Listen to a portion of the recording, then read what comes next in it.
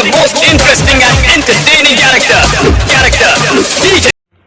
तो hello guys, मैं आपका दोस्त युवराज लेकर आ चुका हूँ एक नया वीडियो, वो भी घबर डीजे का वीडियो। तो इस वीडियो को पूरा देखना और एंजॉय करना है। इस वीडियो को लाइक करना चाहिए।